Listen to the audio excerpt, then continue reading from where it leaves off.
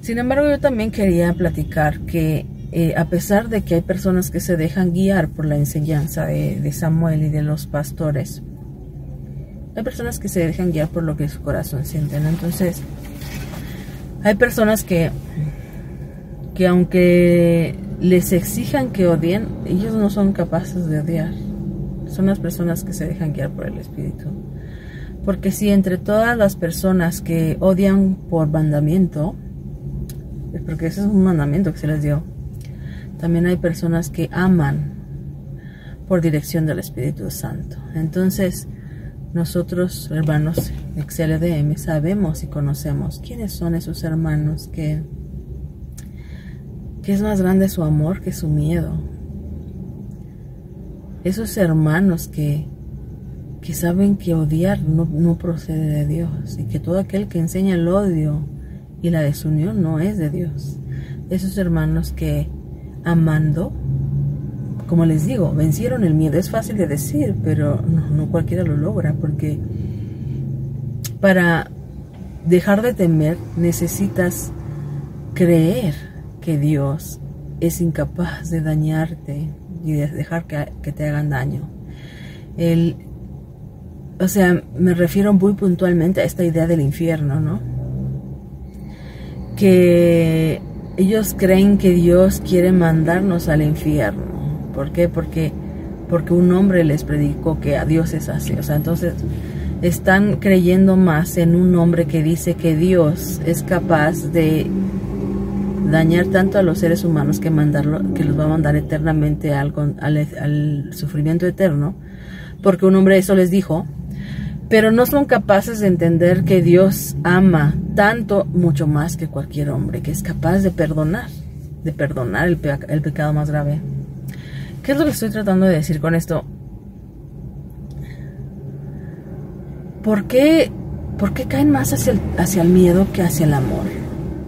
¿Por qué caen más a creer en que Dios los va a castigar si hacen tal o cual cosa? Por ejemplo, hablarle a un XLDM o escuchar a un XLDM. ¿Por qué tienen más miedo que Dios los va a castigar por eso al amor que pueden imaginar que Dios es capaz de tener? ¿Por qué se les olvida? ¿Por qué no entienden de qué tamaño es el amor de Dios por la humanidad? ¿Por qué creen más que Dios los quiere dañar y no que Dios los quiere salvar, proteger, ayudar que tengan una mejor vida? ¿Por qué? ¿Por qué es más fácil tenerle miedo a Dios que creer que Dios nos ama? ¿Por qué para ellos es más fácil? Porque si ellos creyeran que Dios nos ama, no tendrían tantos miedos como los que tienen. Eso de que no quieren escuchar a las personas, que tapan sus oídos, que cierran sus ojos. En absoluto eso los hace libres de su responsabilidad de conocer. Lo que me refiero es que aún éticamente, moralmente, humanamente, laicamente, que no tiene que ver con religión, la persona es responsable de la ley aunque no la conozca. El hecho de que tú voluntariamente no quieras conocer tus obligaciones no te exime de ellas, ¿no? Si están disponibles para que las conozcas y tú prefieres no conocerlas porque es más cómodo para ti y porque crees que sin conocerlas no eres responsable de cumplirlas, lo que trato de decir es que, en primer lugar, ¿por qué tienen miedo de informarse? ¿Por qué tienen miedo de dejar de cumplir con todo lo que los pastores les dicen? ¿Por qué tanto miedo? ¿A quién le tienen miedo? ¿A los pastores o a Dios? ¿De verdad creen que Dios es capaz de tanto odio como para mandarlos al infierno y al tormento eterno toda la vida, la eternidad? ¿Creen eso? ¿Por qué es más fácil para ellos creer en el odio de Dios que en el amor de Dios? ¿Por qué creen que Dios puede dañar tanto a los seres humanos y no son capaces de creer que Dios ama tanto a los seres humanos que es capaz de liberarlos de su ignorancia y de su torpeza para enseñarlos a vivir bien? Siempre ha sido ese el propósito desde el inicio de la Escritura. Siempre ha intentado enseñarnos a vivir bien. Todo su propósito ha sido siempre enseñarnos a vivir en paz. Ahora, no queremos. Dios quiere que nos amemos, nosotros queremos odiarnos. De verdad, es tiempo de decir, ¿quién enseña el odio? ¿Dios? Dios no enseña el odio. En el Antiguo Testamento, yo considero que el odio predicado en el Antiguo Testamento fue odio inspirado en los hombres. El odio procede de los hombres, porque aún los hombres de Dios son hombres. Porque si Jesús es el blanco perfecto y es la verdadera imagen de Dios, Él enseñó amor. Él enseñó amor sin condición. Él enseñó amor por buenos y malos, como Él dijo, como vuestro Padre que está en los cielos es perfecto y hace su sol nacer sobre buenos y malos. Él lo que quiere es educar a los malos para que se vuelvan buenos. Ese es el amor de Dios. ¿Por qué es difícil creer eso?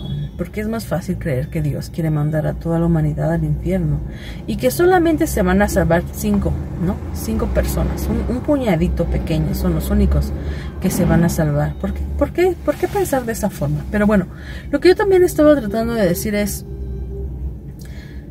el hecho de que por su miedo no quieran informarse, no los exime de culpa, no los hace libres de su responsabilidad de conocer. O sea, porque no están conociendo porque no quieren, están siendo voluntariamente ignorantes.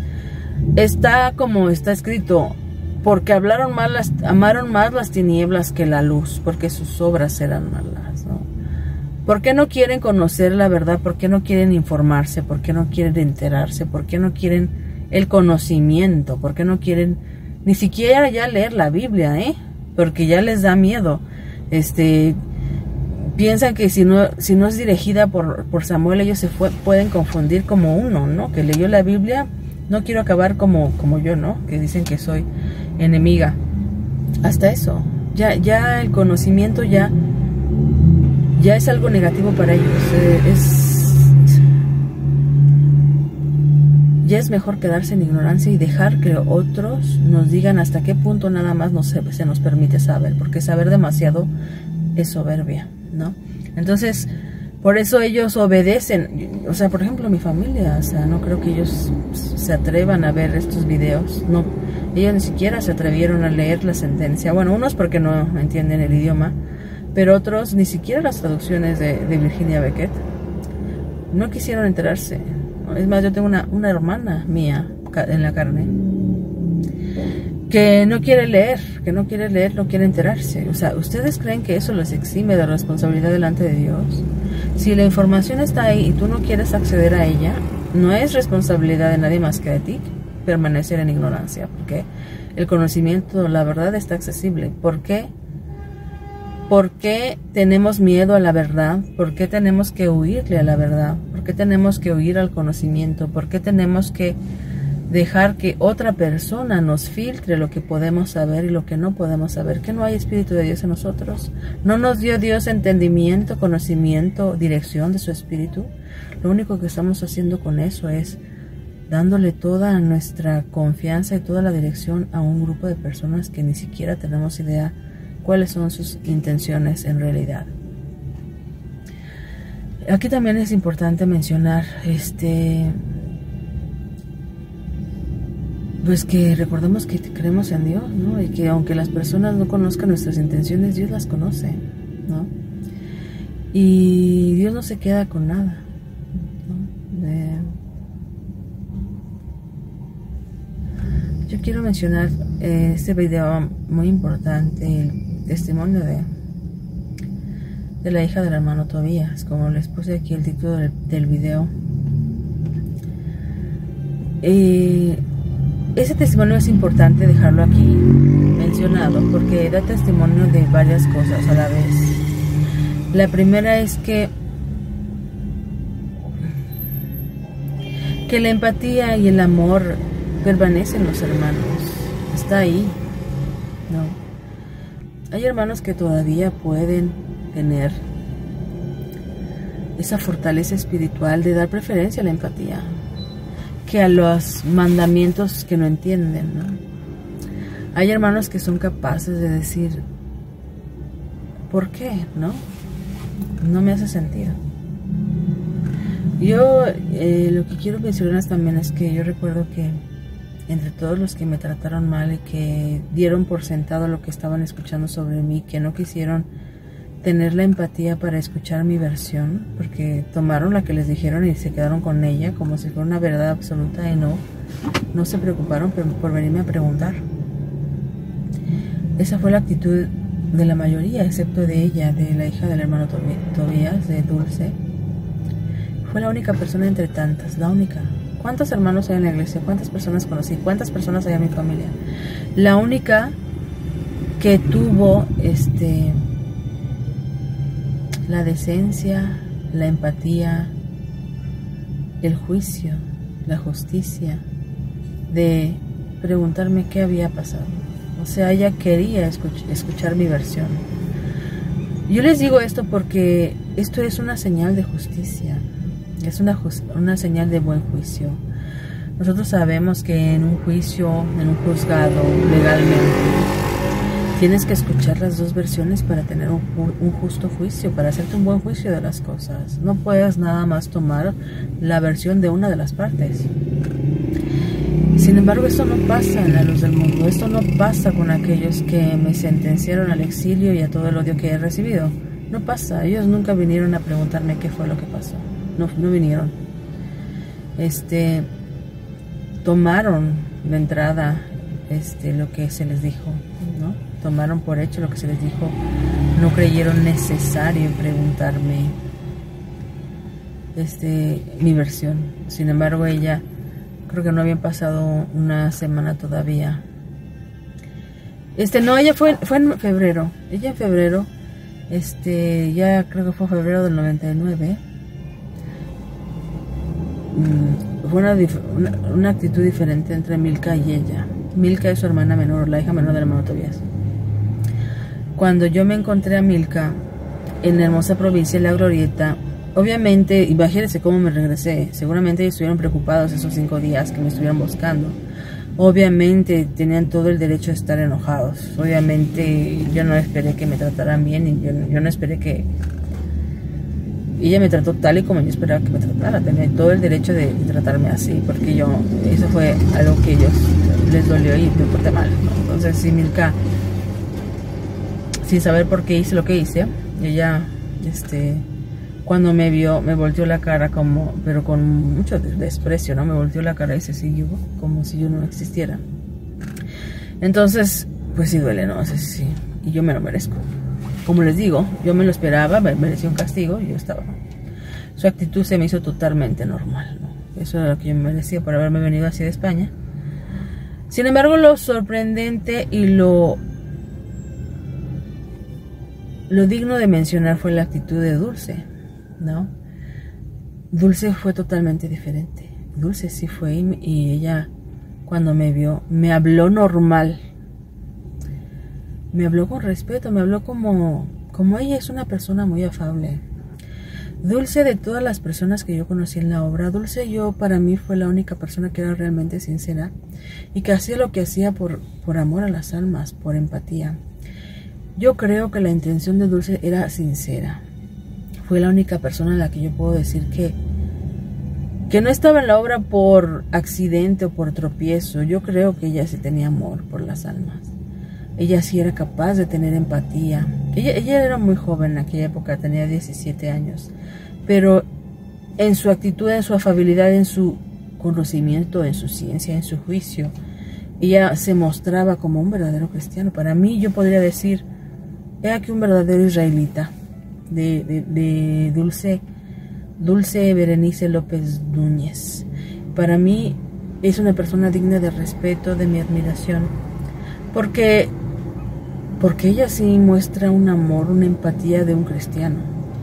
Y aparte no solamente empatía de un cristiano, sino un juicio, una sensatez a la hora de juzgar. Ella, con mucha madurez, a pesar de su juventud, me habló y me dijo, Dina, ¿qué fue lo que pasó? O sea, ella me invitó a donde se estaban quedando, me sentó y me pidió una explicación. ¿Qué fue lo que pasó?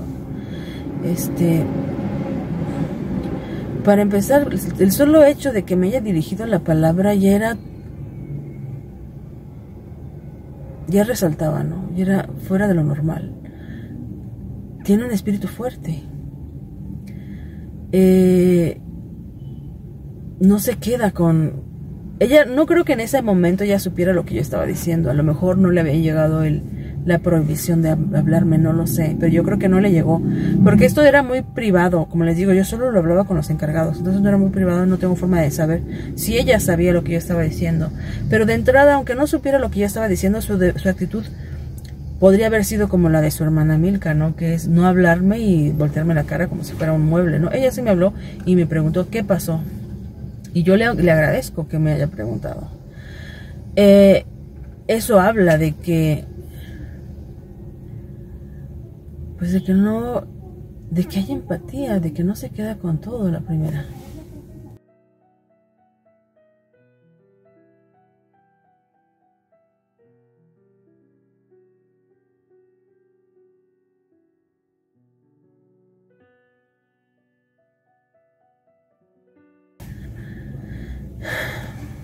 Pero no solo esto. Aquí otra cosa que también quiero que quede asentado es el hecho de que, para testimonio de los Joaquín y a todos los hermanos que me escuchan, en ese momento sentado ahí con Dulce, obviamente que en ese momento yo sabía lo que estaba haciendo y por qué lo estaba haciendo. Y tenía ahí a Dulce frente a mí preguntándome por qué hiciste lo que hiciste. ¿Ustedes creen que yo me iba a atrever a decirle a ella todo lo que estaba diciendo?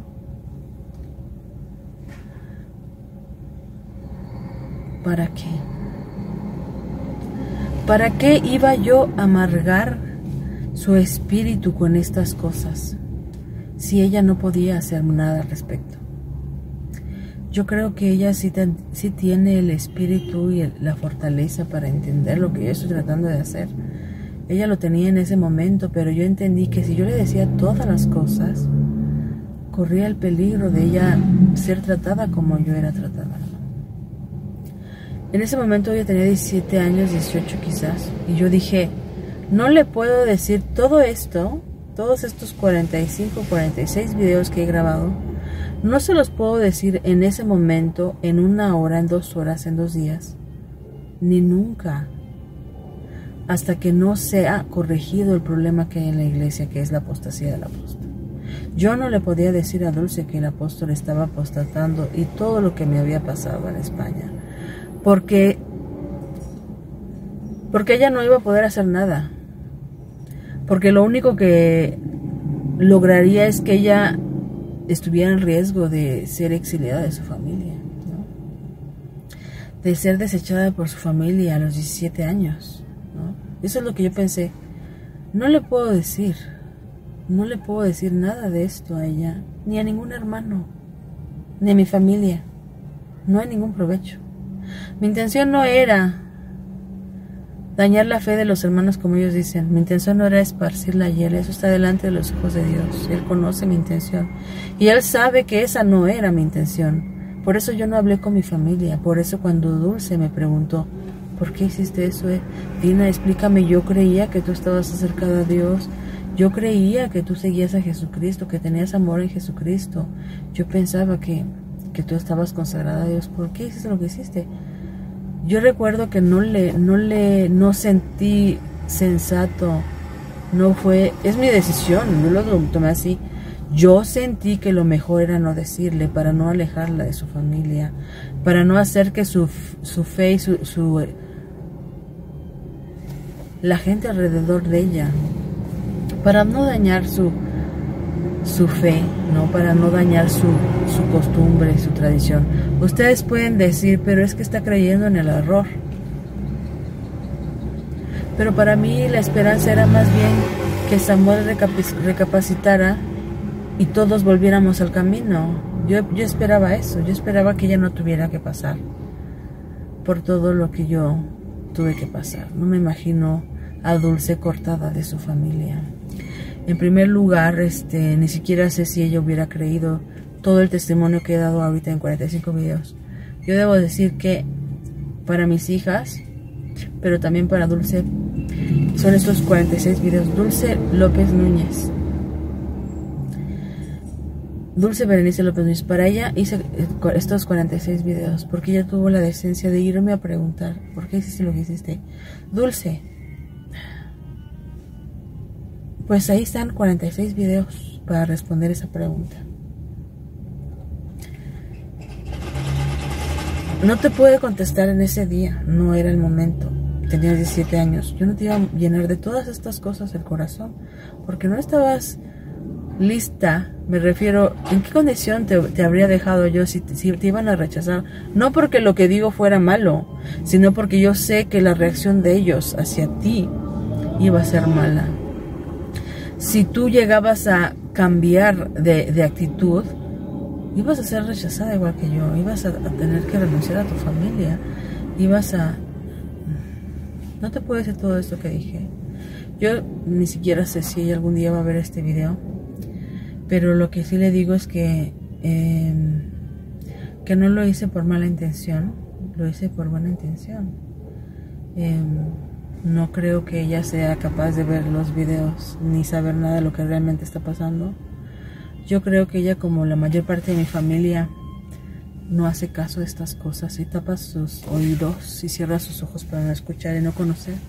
Es de aquellos que han sido obligados a no enterarse.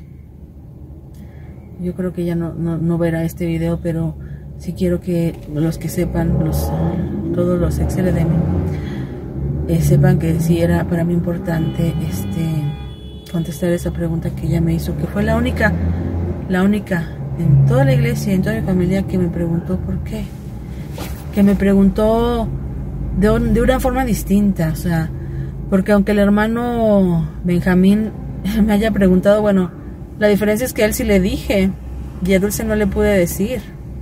A Dulce no le pude decir porque, como les digo, yo sabía que si ella conocía esto, la iba a dejar en una situación muy difícil, ¿no? En una situación en la que, aunque es la verdad, aunque le estoy hablando la verdad, esa verdad iba a hacer que la rechazaran, ¿no? La rechazaran y que ella no caminara en la obra con la misma ingenuidad, ¿no?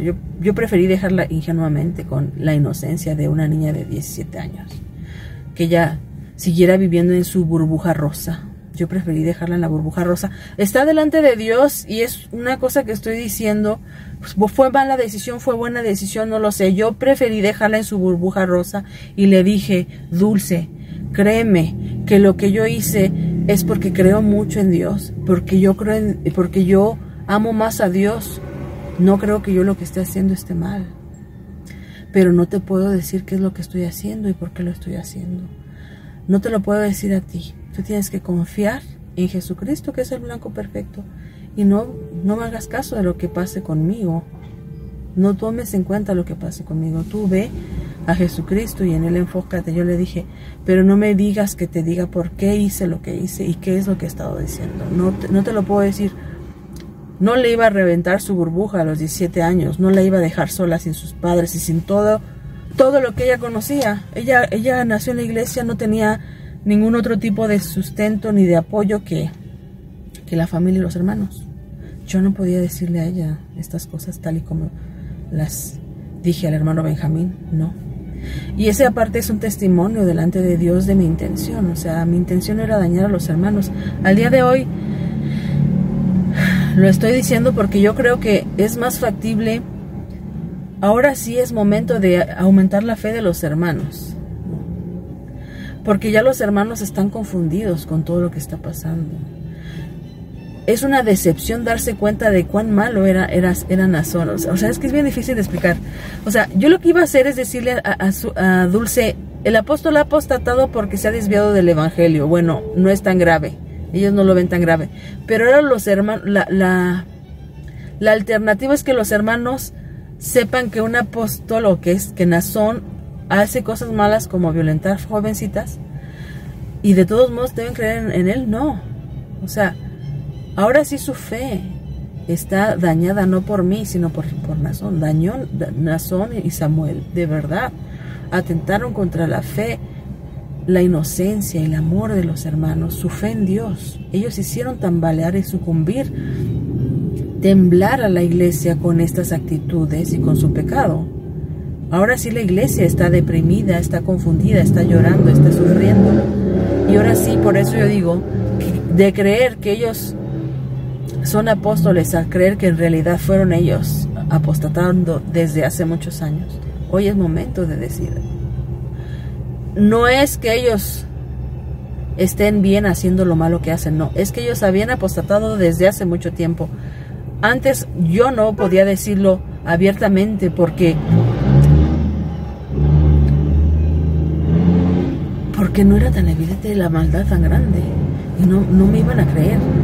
Y como sea, estar cubiertos con la iglesia les ayuda a muchos hermanos. Como dice mi hermana, me dijo, hay hermanos que gracias a la iglesia dejaron el alcohol, las drogas y una mala vida. La iglesia les hace bien. Yo no podía quitarle su dulce. Yo no podía quitarle su dulce. Yo no podía decirle todas las cosas abiertamente. Y no le contesté entonces, le contesto ahora. Y yo no sé si tomé la mejor decisión, pero la hice con la mejor intención. Y este testimonio es también para que quede testimonio delante de Dios que es mentira, que yo quería dañar la fe de los hermanos. No, yo quería hacer recapacitar a Samuel, pero es imposible. Solo Dios lo puede hacer. No, solo Dios lo puede hacer. Entonces yo luché desde entonces y yo traté de proteger a los hermanos de que no se enteraran de estas abominaciones, porque no sabía que eran tan graves, ¿no? Yo traté de hacer que ellos por la buena se recapacitaran y volvieran al camino. Por eso no hablé con ellos, tampoco con mi primo Gadiel. Yo hablé con mi primo Gadiel hasta que Nazón ya fue apóstol.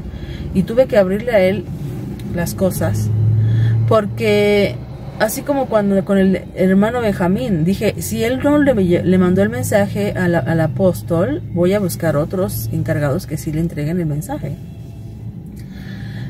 Entonces, ahora que mi primo, su esposa, era la mano derecha de Nazón, tenía una posibilidad de que el mensaje le llegara a Nazón. Hasta entonces, en el 2014, del 98 a 2014, pues sí, yo no hablé de estas cosas con los miembros de banca. No era intención dañar su fe, ni hacerlo sentir mal, ni nada de eso que decían que esparcir, y él no. La intención era sincera. Ahora, hasta el 2014, hablé con mi primo y le dije, esto pasa, para que me ayudara a hablar con Nazón.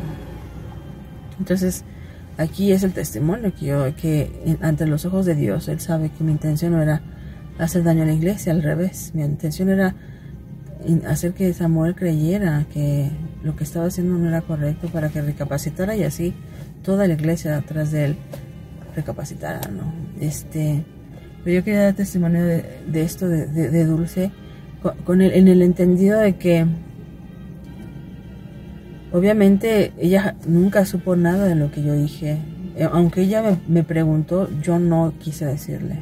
Le dije, tú crees en Dios y confía en que lo que yo estoy haciendo es porque creo en Dios y en Jesús. No preguntes más porque no te puedo decir. No le dije a ella, ni a nadie, porque esto era para hacerlo recapacitar de sus malas obras, no era para que la iglesia se entristeciera ni para crear desorden en la iglesia. Y esto es algo que está delante de los ojos de Dios. O sea, Él conoce las intenciones de cada persona. Él conoce las intenciones de Samuel, de Nazón, mis intenciones.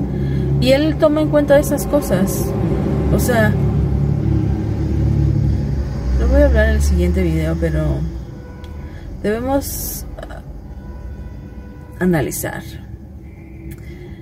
qué es lo que está viendo Dios. Yo creo que a veces los hermanos, los Joaquines, ya no creen en Dios, porque creen que no les va a sacar cuentas con ellos. Creen que no está viendo lo que hacen, porque lo hacen, cómo mienten, cuál es su intención en el corazón al fondo.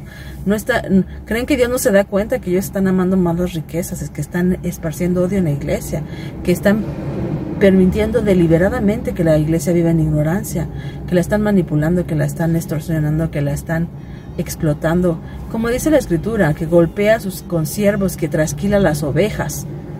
De verdad no creen en Dios porque piensan que que nunca les va a pedir cuentas de eso. Pues claro que les está pidiendo cuentas de eso. Está en la zona en la cárcel. Samuel falleció de una enfermedad difícil. Claro que les está haciendo pagar sus cuentas, ¿no? Y obviamente si les hace pagar las cuentas a los malos, a los que han sacrificado muchas cosas por defender su verdad, también les tiene una recompensa. Eso es lo que se les olvida y lo que a nosotros no se nos debe olvidar. Pues así como la gangrena son las palabras de los impíos, si tú hablas con ellos, sus palabras te pueden causar mucho daño, te pueden causar la muerte espiritual. Es decir, serán hermanos echados a perder, que ya para nada bueno servirán y serán un peligro para el que se acerque a ellos. Sean familiares, sean amigos o sean vecinos, es peligroso estar cerca de esas personas. Muy peligroso.